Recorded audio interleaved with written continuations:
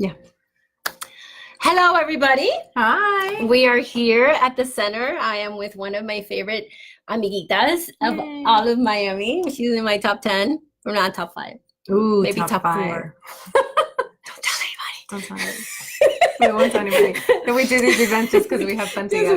We hang out together. So we are going to talk teenagers and parenting, and to remind everybody that this Saturday, yes, January 26th, we are going to be doing this at an amazing event where you can come with your adolescent.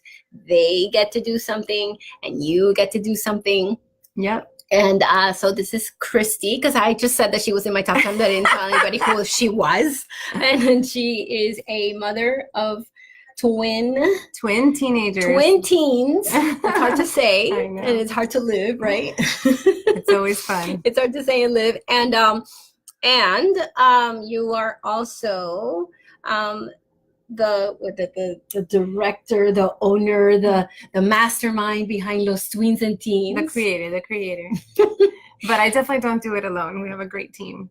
So tell my community a little bit about why Los Tweens and Teens and how did it come about. And so Los Tweens came about because I have what's considered a mixed marriage, right? The Latina married to the gringo.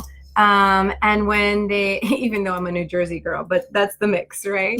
So when my girls turned 7, 8 years old, it was a cultural moment, right? Like now parenting just got interesting because I want them to learn another language. I want my Cuban parents to teach them this. I want them to experience this, and that. And he had his.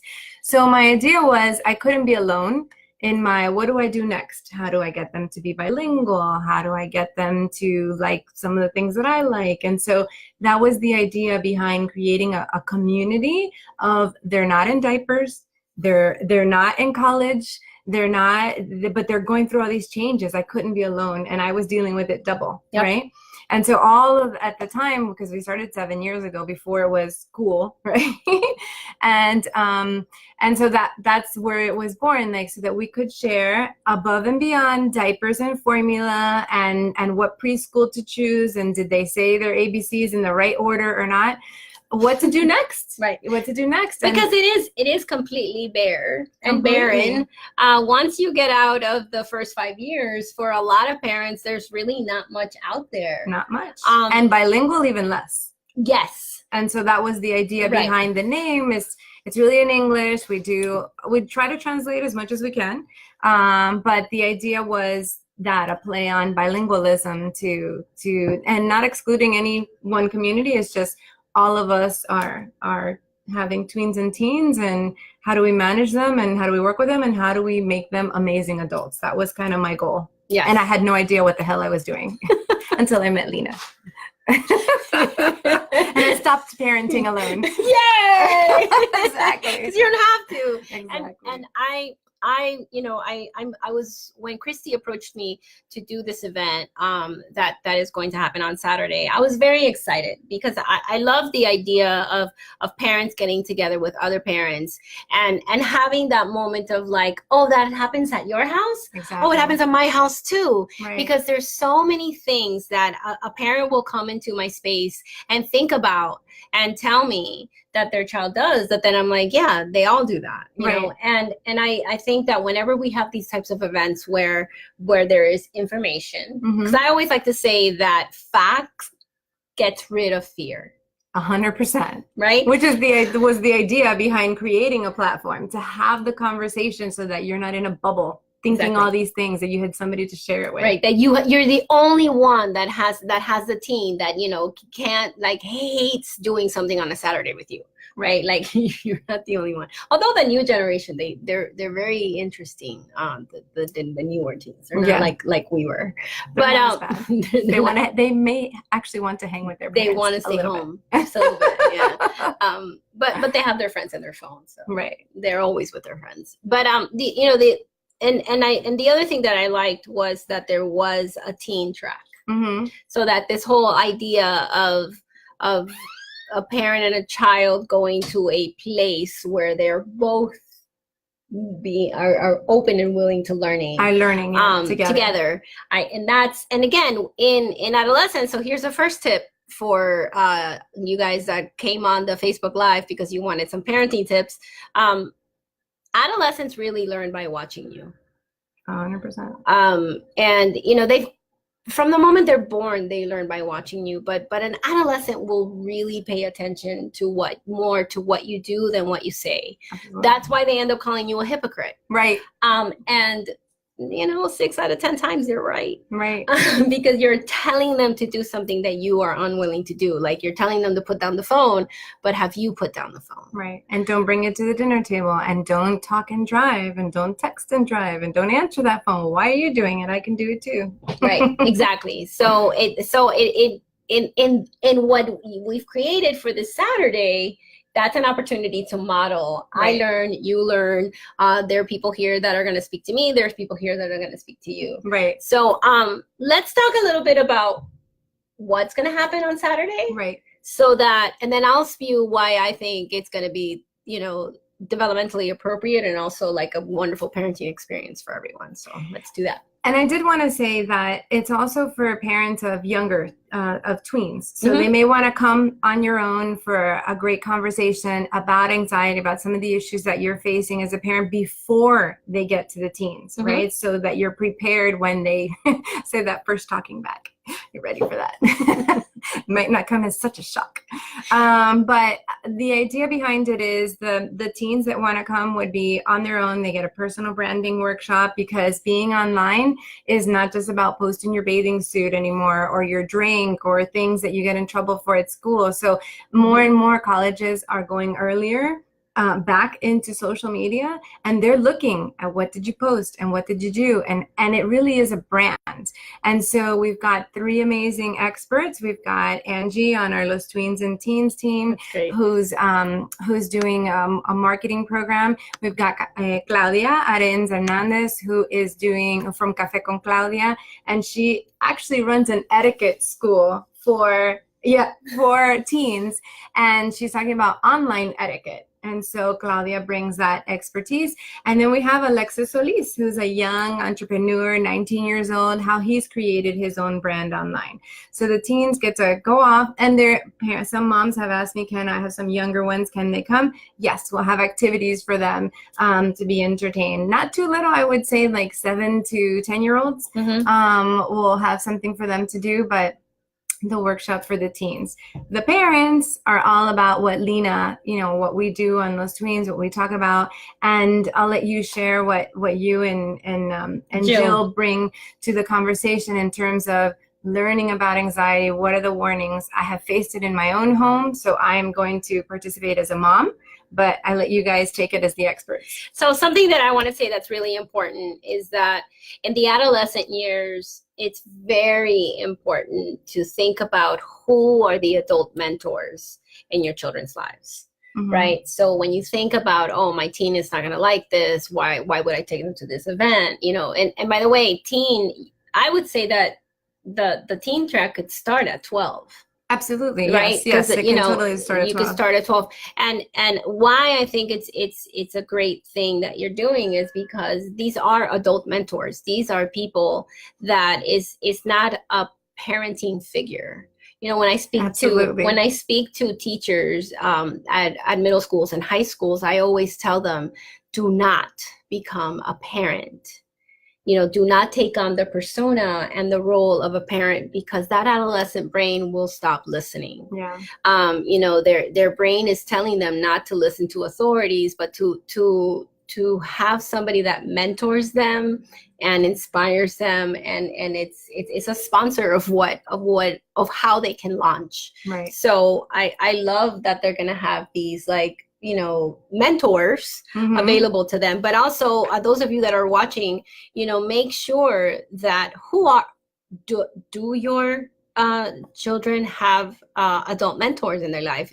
Is that coach that they see every afternoon? Is that somebody that you would want them mentoring your child? Right. Is there a teacher that perhaps they have been inspired by that? And if they're inspired by an adult, it's usually because the adult has done a really good job of becoming a mentor, right?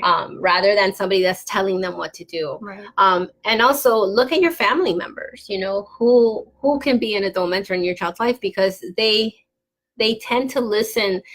They tend to listen and pay attention when you have a conversation with them. Right. And the less you talk at an adolescent, the more they will listen. Right. And it's because their brain is literally telling them to debate with you. It's just like when they were toddlers and they were pulling up on everything, but you knew when they were pulling up that they were doing that because they wanted to walk, right? Well, when your child debates with you, and they're between 12 and 24, and the 12 to 15-year-olds do it the most, right? It's because the prefrontal cortex, this is the area where we make all of our decisions, is forming, and it's telling them, question, wonder, debate. We call it rude and sassy and disrespectful. Right. And yes, they are being sassy and disrespectful because they have not learned yet how to debate. Just like your toddler didn't know that they couldn't pull up from the curtain because the curtain rod was going to fall, right? So just like then you knew that they were walking. When they are rude and sassy and disrespectful, stop and look at them and say, okay, I know that you want to tell me the reasons why you disagree about what I just said, but slow down and try that again, and I'll listen. So listen more and stop telling them, don't speak to me that way. Please take that out of your vocabulary. But again, that's the teen track has a great, like, mentors. Right, exactly. But what I love is when you work with someone like you and Jill, is that you have all these things in your mind that they're saying to you, like, oh, why are they talking to me like that? And what is this house? And why is there a room? We just had a conversation before about the rooms, right? Why is that room such a pigsty and a disaster? And you have to almost take a step back and say, okay, yes, they need rules, right? But let's think about it this way. So I love the conversation on if we're seeing our kids more and more and more with anxiety. And again, I will be honest and say that I deal with this in my home. And so the idea is, how can we have a conversation about the warning signs, how to mentor, and how to help us think through it? Like, yelling when they're yelling and screaming doesn't help the situation. We think it does because it makes us feel better. And teen and tween parents, we like to think that we're always right. And it's really hard to say, maybe I didn't handle that just the right way. And well, the panel that I'm on and the Jill that we are speaking about is Jill from, I always I'm sorry, Jill, I'm going to mispronounce your name. Enrich May. Yes. I believe that's how we say it. She is the program director of the Child Mood and Anxiety Clinic at the University of Miami. And she is a colleague in our field that I love and respect. We will be on the panel, and what we will be talking about is, like, I know that there is a large group of you guys out there that you are so confused because all of a sudden your child is in middle school, your child is in high school, your child is a junior in high school, and they're miserable. And you don't know why, and you don't know what to say, and you don't know how to approach them, and you don't know whether you should. It hurts. Right? You don't know. Yes, and it hurts, and you don't know whether you have to avoid it or whether you. And what Jill and I will give, Jill more so on the side of when it is clinical anxiety, when it is a true issue where you do need professional help. Jill will definitely be able to speak to that and address it. And what I could be there is to address what I know is normal for adolescent parents to feel in this age group, for some of the things that are just normal development, right? Because sometimes a moody mood swings are common in the adolescent years because of the great shifts and changes that are happening neurologically in them, just like when they were toddlers. Right. So I think that in our panel, we will be able I know that you're wondering, why are they unhappy? This is supposed to be the happiest time of their life. Right. And carefree. Right. Like it's supposed to be like in the movies. You're just dreaming. Right. And like, and social and, and going to the mall. Right. And but that's not necessarily true. And that's not reality. Right. And it is especially not reality for a lot of teens currently. So I would say that I know that Jill for sure will address like the clinical aspects of it. And I will most certainly address, what do you do Monday morning? Because I always like to answer that question. Right. Right. What do you as a parent do on a Monday morning? And, I'll say this, when I opened Stop Parenting Alone, and when I opened the center, my children were young, and I helped at, teen parents, because that's what I do. I work in development, I help, and I do consult with parents. And, with the parents of young children, I knew I knew like in my soul how to help them, because I also had lived it. Well, hello. Right. My daughter is 13. Welcome to my world. Finally, everything that I had ever read in a book, one more time, she's always been my greatest teacher. I'm witnessing it, and it is very painful. Right. What the teen years for a parent, and I'll give you this, this little snippet, but we'll talk about it more on Saturday, is a time where you have to learn when to let go and when to hold on. And it's the constant balancing, because letting go and letting them fail and hurt is so important. Right. Because anxiety, by definition, is attempting not to feel a difficult emotion. It's about stuffing. Right? So the anxiety kicks in because you don't want something that you imagine is going to happen. So if from the get-go at 12, you start letting them, try new things, the message that you're sending to your teen is, I know you can, even though inside you're dying. Just Monday. Monday was the first time that I dropped off my daughter at a restaurant alone for her to have brunch. Nice. With her friends. Yep. First time. That was my first time. And those of you that are teen parents are out there, you're laughing at me.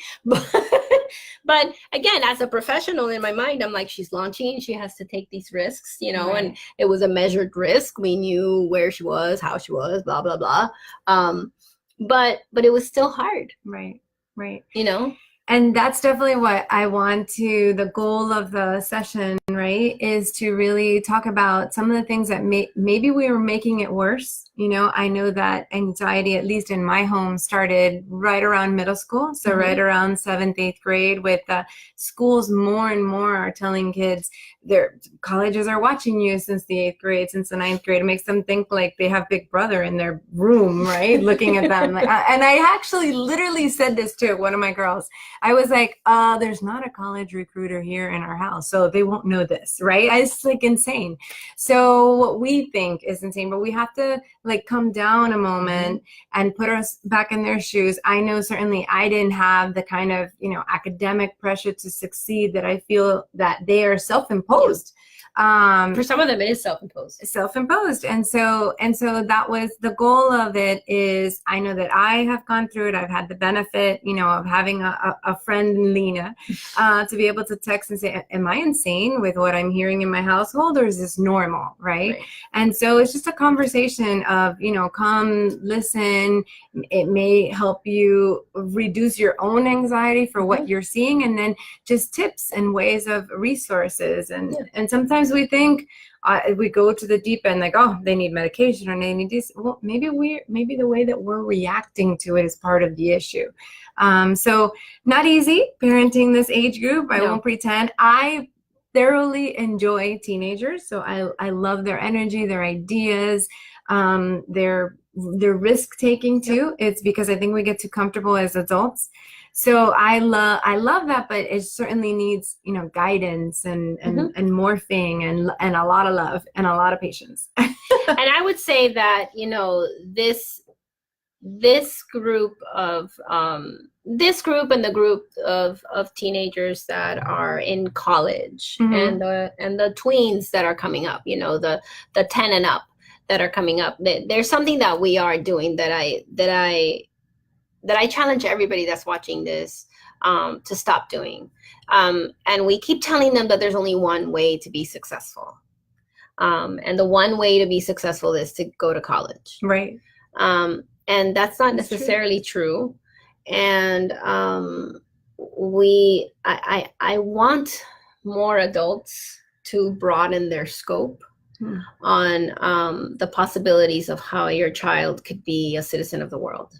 And I think that we have sent this message where, working on a car and being an auto mechanic is bad. It's almost like a privileged social status type of point of view. But we love the moment that the car's fixed, that life is better, right?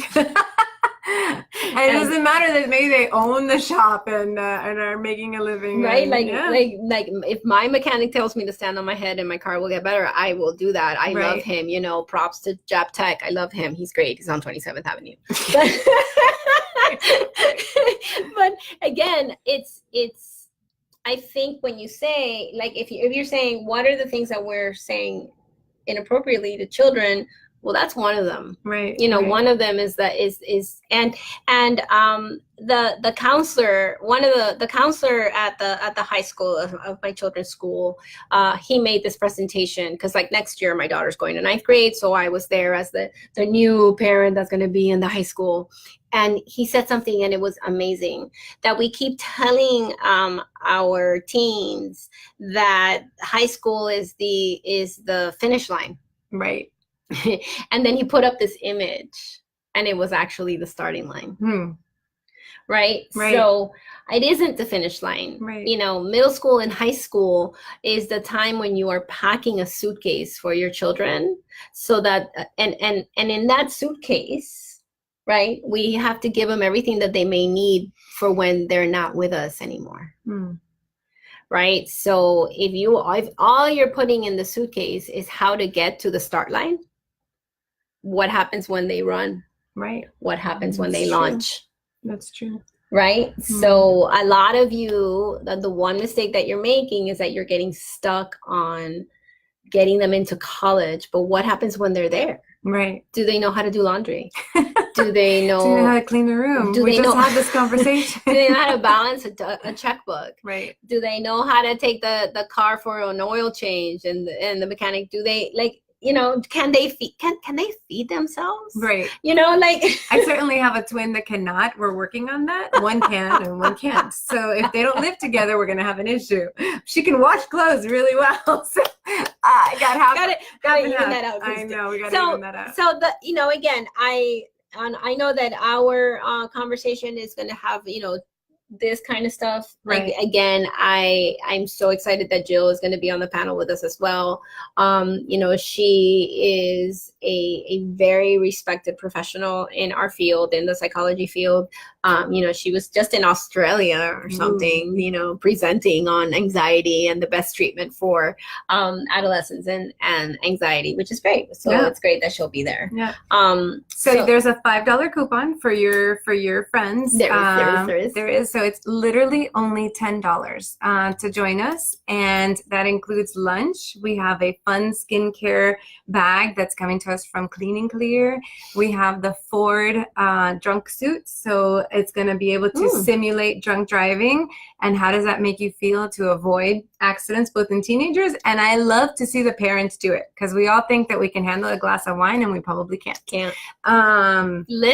Lyft or Uber. Exactly. So literally for only $10, you have a great program, and it's Lena and Jill taking a morning to talk to us and bring your adolescents. I mean, we have a great program for them as well. So I'm excited. It's our first one, hopefully one of many, and we're looking forward to welcoming everybody with us. Yes, and the coupon code for those that are Meet Lena. Meet Lena. It's right in there. Is it in here Meet somewhere? Lena. Yeah, there it is. It's in the comments, so that's great.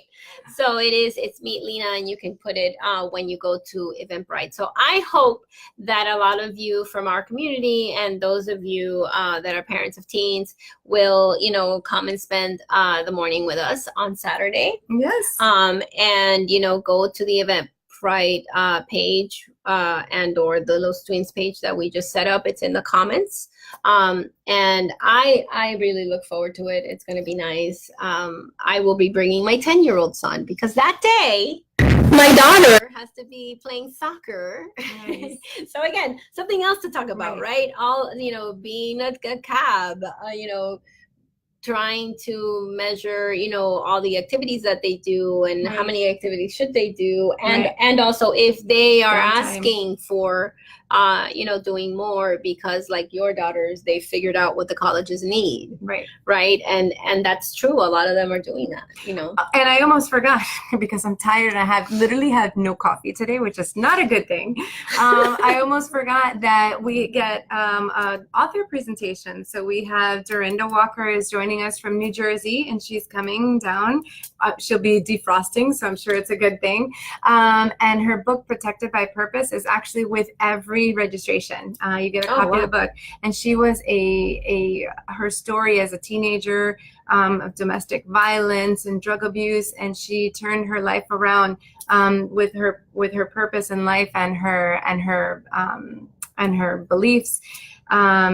In her faith, really, is what I should say. And she's a Fortune 500 executive and an author, and she's just an inspirational person. And that chat is actually for everybody together because we want teens to hear her story, and the inspiration behind it. So that's actually for everybody. So it's only 9:30 to 1. We have a packed morning with lots of things that we're going to get done. So definitely join us. Yeah, it's going to be wonderful. And thank you everybody that joined us. And of course, those of you that joined us afterwards, please reach out, ask your questions. I'll check it tomorrow again because I like to do that when we do Facebook Lives. If you have a question, and you can put it in the comments, and I'll check at some point tomorrow and answer them, or I'll answer them live on Saturday. Yay! We look forward to seeing you. It's Saturday in Miami Lakes at Ana G. Mendez University at 9:30. Join us. Ciao. Night, everybody.